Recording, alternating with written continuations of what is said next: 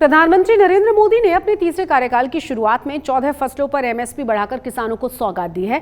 तो पंजाब में किसान संगठन अपनी मांगों को लेकर एक बार फिर से एक्शन में आ चुके हैं। इस बाबत चंडीगढ़ में किसान नेताओं ने बैठक की और सरकार से एमएसपी पर खरीद की गारंटी कानून बनाने की मांग भी की गई।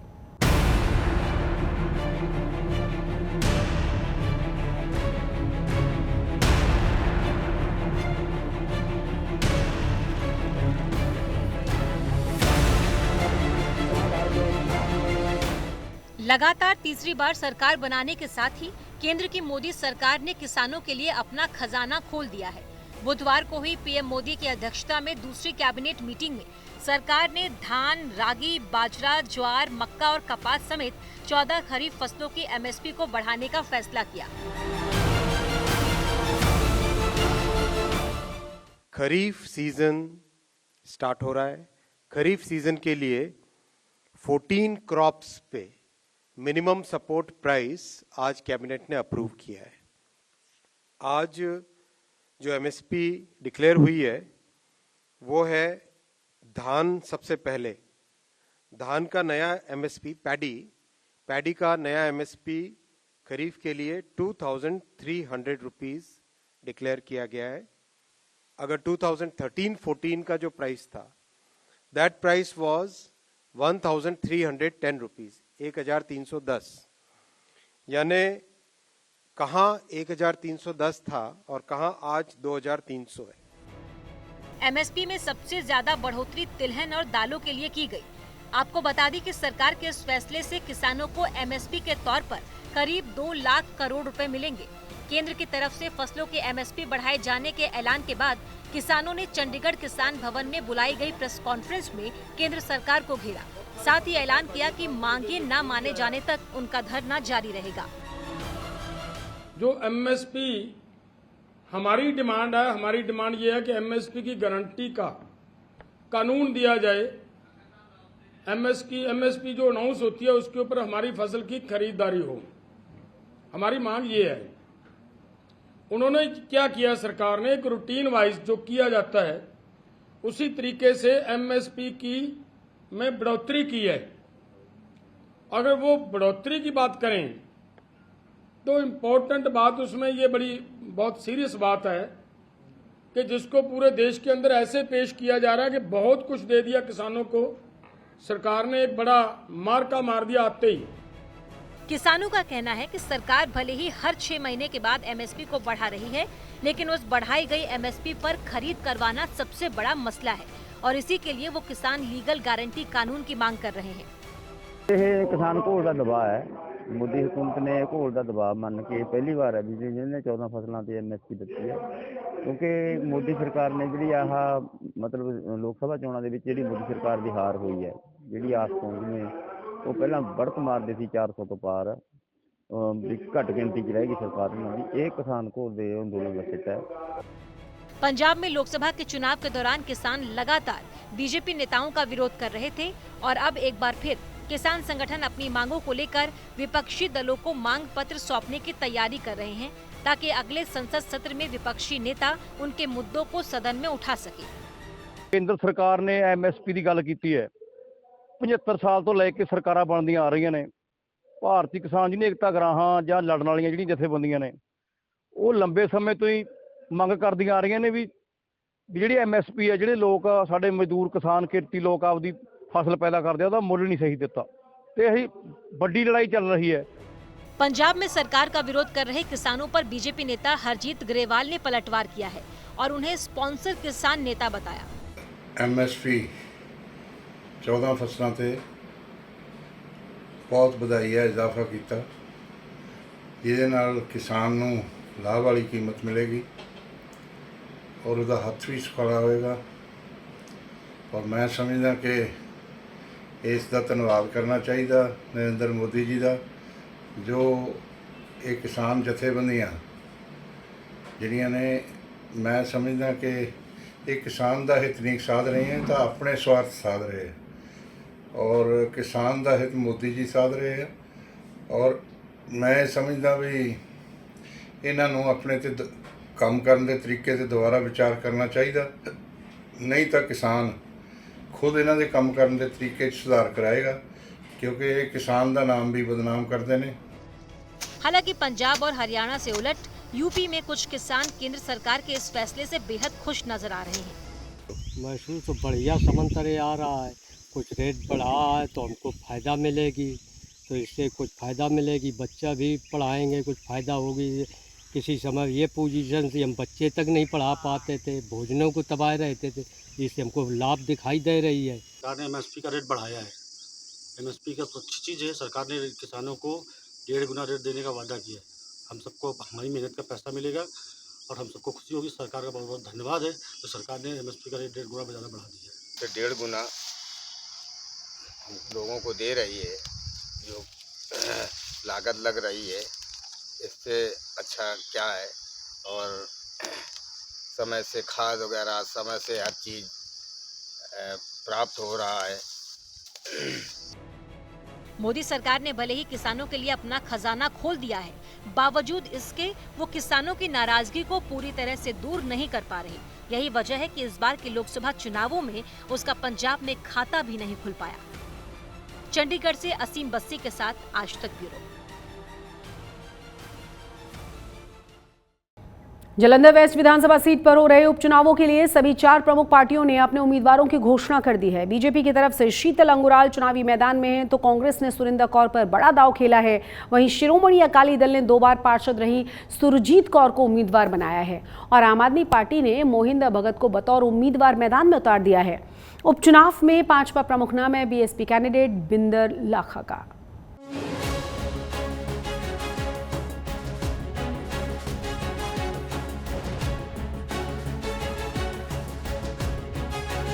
जालंधर वेस्ट सीट पर 10 जुलाई को वोटिंग होनी है। आम आदमी पार्टी ने इस सीट से महेंद्र भगत को, तो बीजेपी ने शीतल अंगुराल को मैदान में उतारा है। वहीं कांग्रेस ने उपचुनाव में सुरिंदर कौर पर बड़ा दांव खेला है। इसके अलावा शिरोमणि अकाली दल ने 2 बार पार्षद रही सुरजीत कौर को उम्मीदवार बनाया। उपचुनाव में 5वां प्रमुख नाम बीएसपी कैंडिडेट बिंदर लाखा का है। जालंधर वेस्ट विधानसभा सीट पर उपचुनाव में जिन 2 नामों की चर्चा सबसे ज्यादा है, वो बीजेपी के शीतल अंगुराल और आप के मोहिंदर भगत का है, क्योंकि दोनों एक समय पर बीजेपी और आम आदमी पार्टी के साथ रह चुके हैं। शीतल अंगुराल लोकसभा चुनाव से पहले आम आदमी पार्टी के कोटे से इस सीट पर विधायक थे, पर चुनावी मौसम में इस्तीफा देकर वो बीजेपी में शामिल हो गए। वहीं मोहिंदर भगत भी बीजेपी के टिकट पर जालंधर से चुनाव लड़ चुके हैं और वो भी खेमा बदलकर इस बार आम आदमी पार्टी के टिकट पर अपनी किस्मत आजमाने जा रहे हैं। मोहिंदर भगत बीजेपी के पूर्व मंत्री चुन्नी लाल भगत के बेटे हैं। एक छोटा जिहा कार्यकर्ता जिहड़ा पोस्टर लगाने वाला कार्यकर्ता सी, पार्टी की जिहड़ी सेवा की, अज उस पार्टी ने मैनूं फल दे तौर दे उत्ते जिहड़ा मेरे उत्ते विश्वास किया।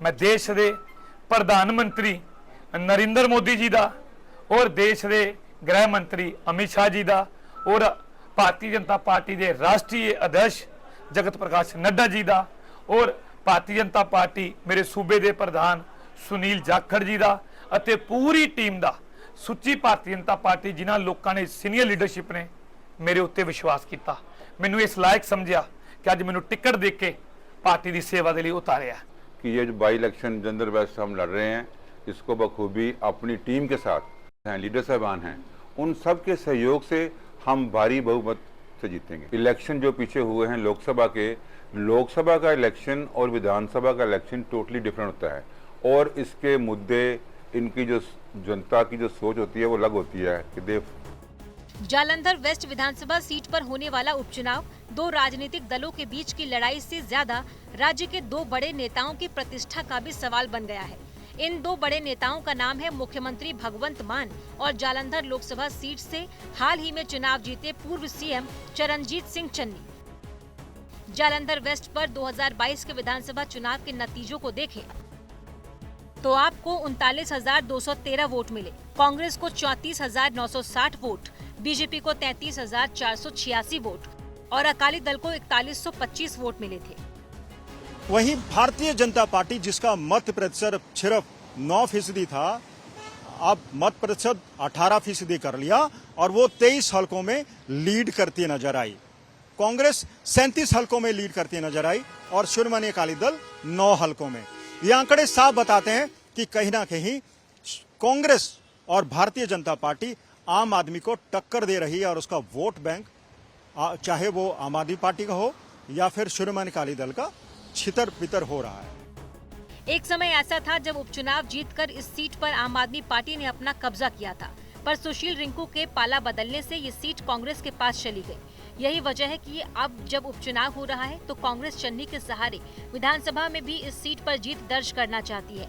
तो वही भगवंत मान जालंधर वेस्ट की सीट जीतकर शीतल अंगुराल और सुशील रिंकू से मिले सियासी धोखे का बदला भी लेना चाहती है। ਇਹ ਜਿਹੜਾ ਝਾੜੂ ਹੈ ਇਹ ਤੀਲੇ ਤੀਲੇ ਹੋ ਗਿਆ ਹੈ।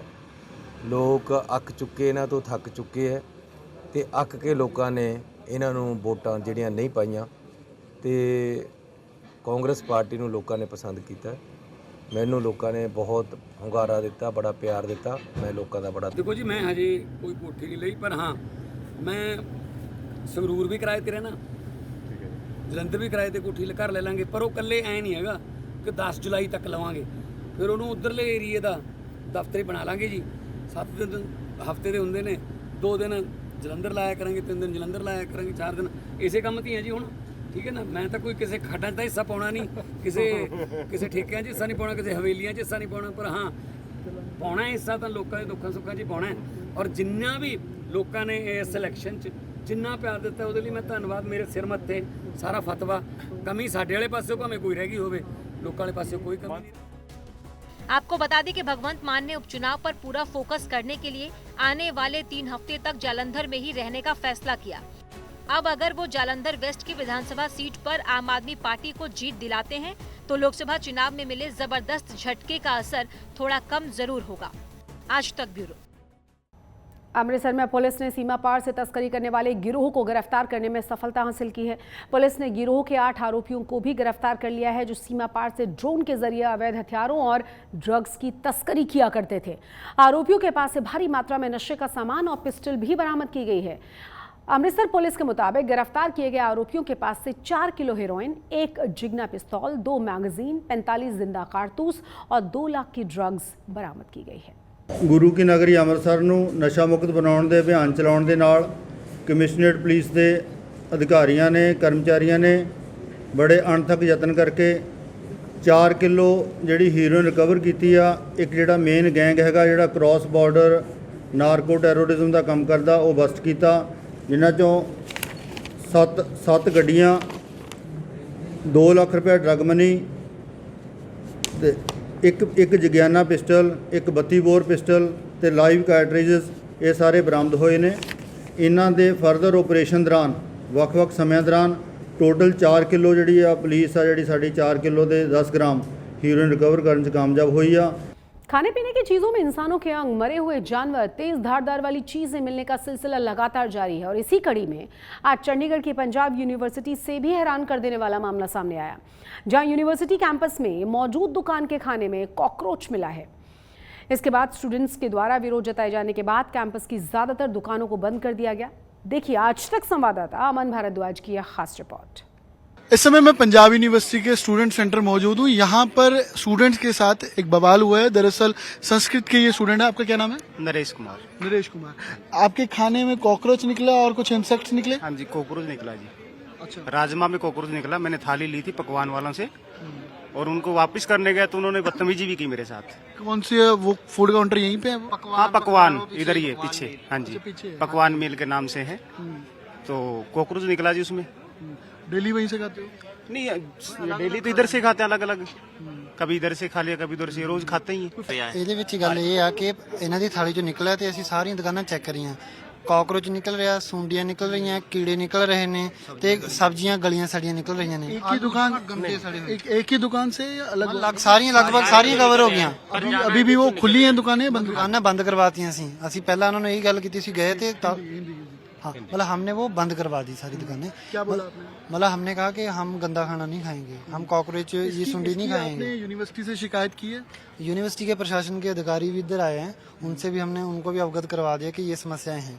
लेकिन सबसे बड़ी समस्या है कि यहाँ पे जो ठेका सिस्टम है ना, ये बड़ा गंदा है। मतलब पिछले 25 साल से एक ही फैमिली के पास सारा ठेका जा रहा है। चाचे, मामे, ताए, भतीजे सारे ये करप्शन चल रही है होल सेल लेवल पे। गाजरें देखी, फ्रिज एक खोला था, जब इनको पता लग गया कई दुकानों को कि स्टूडेंट्स आ रहे हैं देखने, तो इन्होंने ऊपर से सफाई सफाई तो कर ली, पर इनको याद नहीं रहा कि फ्रिज के अंदर भी कितना गंद पड़ा हुआ है। फ्रिज के अंदर सब्जियां पड़ी थी, हमने लिफाफे खोल के देखे हैं, उनको उल्ली लगी हुई थी, मतलब पता नहीं कितनी पुरानी रखी होंगी। तो उन्होंने कहा कि हमने तो फेंकनी थी बस, ये तो फेंकता बंदा डस्टबिन में फेंकता ना, फ्रिज के अंदर लिफाफा बंद करके नहीं संभाल के रखता। उस फ्रिज में जितनी भी सब्जियां थी सारी खराब थी। अभी आप क्या डिमांड कर रहे हैं ये इस इंसिडेंट? हम सबसे पहले तो डिमांड करते हैं कि जो यूनिवर्सिटी है, मतलब यहाँ पे कोई रेगुलेशंस होनी चाहिए। अभी यहाँ पे कितने बच्चे रोज आके खाना खाते हैं, यहाँ पे फूड सेफ्टी रेगुलेशंस जब तक ये लागू नहीं करते, आज जो हमें कुछ मिला है उसकी जवाबदेही जब तक नहीं होती तब तक ये सारी दुकानें बंद रहें। पंजाब यूनिवर्सिटी की ये पकवान शॉप वो है जिससे कॉकरोच निकला और स्टूडेंट्स ने इसका विरोध किया और उसके बाद ये जितने यहाँ पे फूड काउंटर हैं और साथ लगती दुकानें हैं उनको बंद कर दिया गया है। ये दरअसल 5 से 7 यहाँ पर फूड काउंटर्स हैं जो 50 रुपये, 60 रुपये, 70 रुपये अलग अलग हिसाब से, अलग अलग वेजिटेबल और सब्जी के हिसाब से जो रेट तय करके एक थाली सिस्टम यहाँ पर चलता है। मेन्यू आपको नजर आएगा, अलग अलग मेन्यू है, लेकिन यहाँ पर जैसे इल्ज़ाम है स्टूडेंट्स का कि यहाँ पर तकरीबन 150-200 स्टूडेंट डेली खाना खाते हैं जब यूनिवर्सिटी स्टूडेंट सेंटर कोई आता है। और खासकर आज जब खाना खाया गया या खाना लिया जो संस्कृत के स्टूडेंट थे पीएचडी के, तो खाने के अंदर कॉकरोच निकला और उसके बाद जब उसने विरोध किया या इस पर बताया, शिकायत दर्ज करवाई कि खाने में कॉकरोच है, तो उसे बोला गया कि 100 रुपया ले लो और वापस इस थाली को कर दो। जिसके बाद और 7 दुकानों पर भी रेड और उनके फ्रिज चेक किए गए, सब्जी चेक की गई, तो कहीं ना कुछ निकला। लेकिन उसके बाद इस स्टूडेंट्स की विरोध और एतराज़ के बाद जितनी यहाँ पर 4 से 5 दुकानें हैं उनको बंद कर दिया गया। आपको नजर आएगा कि अभी भी आधे शटर इसके गिरे हुए हैं। दुकानें बंद क्यों है? पता नहीं सर, हमको नहीं मालूम सर। स्टूडेंट कह रहे हैं कॉकरोच निकले, तो क्या? सर हमको नहीं मालूम सर। ये खाना नहीं देते, लेकिन इनके पास बाकी आइटमें जरूर है जिसको स्टूडेंट्स ने चेक किया। सिक्योरिटी ने यहाँ पे इनके भी शटर गिरवा दिए ताकि स्टूडेंट यहाँ पर भी आगे रेड या ऐसी चीजें ना करें। ये कह रहे हैं रेड हुई लेकिन यहाँ से कुछ नहीं, लेकिन इनका खाना बिल्कुल हाइजीनिक है, जो ये सामान देते हैं वो भी बिल्कुल सही है और साफ सफाई इनके द्वारा मेंटेन की जाती है। कैमरामैन गिरीश दुर्गापाल साथ अमन भारद्वाज, पंजाब यूनिवर्सिटी, चंडीगढ़ आज तक। पंजाब के लुधियाना में रेलवे स्टेशन पर एक हैरान कर देने वाली घटना हुई, जहां 15 साल की एक लड़की प्लेटफॉर्म नंबर 6 के फुटओवर ब्रिज पर चढ़ गई। लड़की को हाई टेंशन तार के पास लटकता हुआ देखकर लोगों ने शोर मचा दिया। जीआरपी और आरपीएफ की पुलिसकर्मी भी मौके पर पहुंच गए, जिसके बाद हाई टेंशन तार को बंद करवाया गया और करीब 1 घंटे की कड़ी मशक्कत के बाद इस लड़की को समझा बुझाकर नीचे उतारा गया। फिलहाल पुलिस रेलवे स्टेशन के सीसीटीवी को चेक करवा रही है ताकि पता ये लग सके कि लड़की किस रास्ते से ओवर ब्रिज पर चढ़ी थी। अब बात मौसम की कर लेते हैं। हीट वेव और प्रचंड गर्मी से परेशान लोगों को प्री मानसून की बारिश से राहत तो मिल गई। मौसम के इस बदले हुए मिजाज ने न सिर्फ आम जनता को बल्कि सैलानियों के चेहरे भी खिला दिए हैं। कल तक गर्मी के कारण चंडीगढ़ को सुखना लेक जो थी वो पूरी तरह से वीरान पड़ी हुई थी। हल्की सी बारिश के बाद फिर से वो गुलजार हो गई है। मौसम विभाग की अगर माने तो अगले 3 दिनों तक लोगों को वेस्टर्न डिस्टर्बेंस के कारण गर्मी से राहत मिलती रहेगी। वेस्टर्न डिस्टर्बेंस के कारण हुई रिमझिम बारिश के बाद लोगों के चेहरे एक बार फिर खिलखिला उठे हैं। अब देखिए मौसम में तब्दीली जो नज़र आ रही है उससे एक टेम्परेचर में गिरावट है और दूसरा शहर की चहल पहल भी पहले के मुकाबले बढ़ी है। कल यही सुखना लेक की तस्वीरें थी जहां पर सन्नाटा पसरा हुआ था लोगों का। यहां पर जो आर्टिस्ट या बोटिंग के लिए लोग आते हैं जिनका कामकाज भी है यहां पर, तो वो भी सामान अपना बंद कर कर घर चले गए थे क्योंकि हीट वेव कारण टेम्परेचर 45 डिग्री से भी पार था। लेकिन आज आप इस सुखना लेक की और चंडीगढ़ की चहल पहल देखिए कि लोग एक बार फिर क्योंकि टेम्परेचर में जहां 6 से 7 डिग्री गिरावट आई है, अब 38 से 39 डिग्री टेम्परेचर चंडीगढ़ का है और इस समय दोपहर के समय भी ठंडी हवा और एक मौसम में तब्दीली ज़रूर है। और यही बोटिंग जो बंद थी कल तक, आप देखिए सुखना लेक आधी से ज़्यादा इस बोटिंग से अब भरी हुई है। जो शिकारा यहाँ पर चलता है वो आज चल रहा है, वो ऑपरेट किया जा रहा है और वही लोग भी इस मौसम का आनंद लेने के लिए, खासकर जो एक मौसम खुशनुमा बना हुआ है तो उसका आनंद लेने के लिए भी लोग यहाँ पर सैर के लिए, मौसम का आनंद लेने के लिए और सुखना लेक खासकर जो यहाँ की ब्यूटी है, सुखना लेक की जो खूबसूरती है उसका आनंद लेने के लिए अपने घरों से बाहर निकले हैं। हालांकि मौसम विभाग का अनुमान है कि 3 से 4 दिन जो वेस्टर्न डिस्टर्बेंस है उसके कारण ये टेम्परेचर में गिरावट है और हो सकता है कि इसके बाद 3 से 4 दिन बाद एक बार फिर हीट वेव कहीं ना कहीं टच करे। लेकिन मॉनसून जब तक आएगा तब तक ये राहत पिछले दिनों के मुकाबले ये राहत ज़रूर है। जो टेम्परेचर इतना ज़्यादा बढ़ा हुआ था, हीट वेव थी और मौसम विभाग ने जो एडवाइजरी जारी की हुई थी, रेड अलर्ट किया हुआ था, तो उसके मुकाबले अब एक चहल पहल और एक खुशनुमा मौसम का आनंद लेने के लिए लोग घरों से बाहर निकले और शहर की चहल पहल भी पहले के मुकाबले बढ़ी और मौसम भी एक बार फिर खिलखिला उठा है। कैमरामैन गिरीश दुर्गापाल साथ अमन भारद्वाज, चंडीगढ़ से आज तक। रिटायरमेंट के बाद अक्सर लोग घूमने चले जाते हैं, परिवार के साथ क्वालिटी टाइम स्पेंड करते हैं, पर फरीदकोट में एक शख्स ऐसा है जो सेना से रिटायर होने के बाद गरीब लड़कियों को सैन्य भर्ती के लिए ट्रेनिंग दे रहा है। और ख़ास बात यह है कि इस ट्रेनिंग कैंप में देश के अलग अलग हिस्सों से लड़कियां ट्रेनिंग लेने के लिए पहुंच रही हैं।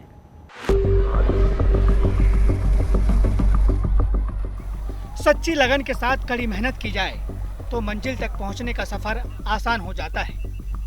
तस्वीरें फरीदकोट के शौर्य सैनिक एकेडमी की है, जहां एक रिटायर्ड फौजी बेटियों को सेना में भर्ती कराने के लिए विशेष ट्रेनिंग कैंप चला रहा है, वो भी मुफ्त में। खास बात यह है कि इस कैंप को चलाने वाले रंजीत सिंह एक जमाने में सेना की पंजाब रेजिमेंट का हिस्सा हुआ करते थे। इतना ही नहीं, वो 1999 का कारगिल युद्ध भी लड़ चुके हैं और अपनी बहादुरी के चलते चीफ ऑफ आर्मी से 3 बार सम्मानित भी हो चुके हैं। देखो जी, मैं पंजाब से बिलोंग करता हूं और पहले मैं खुद आर्मी में था और आर्मी के अंदर जैसे मैंने कई ऑपरेशन वगैरह जो फाइट किए उनके अवार्ड है मेरे पास और कारगिल विनर है हम।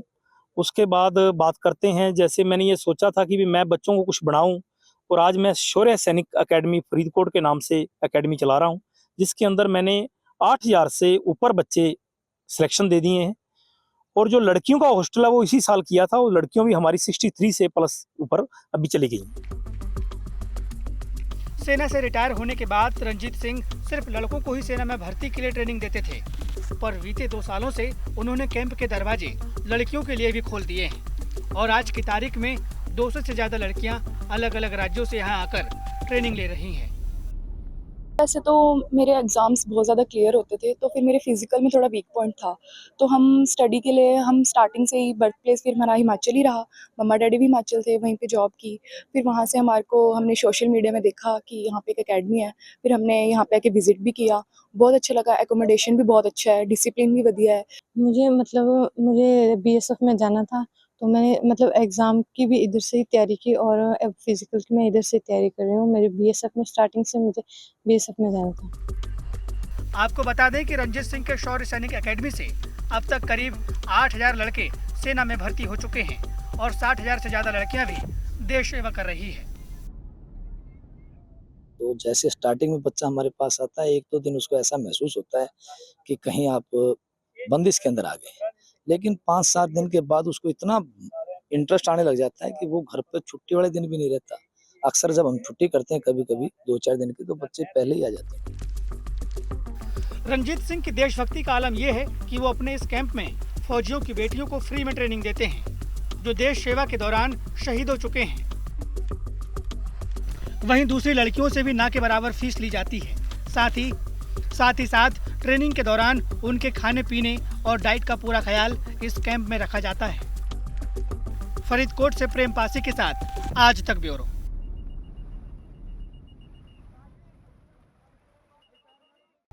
आज तक पंजाब में आज के लिए बस इतना ही, लेकिन देश और दुनिया की तमाम बड़ी और अहम खबरों के लिए आप देखते रहिए आज तक।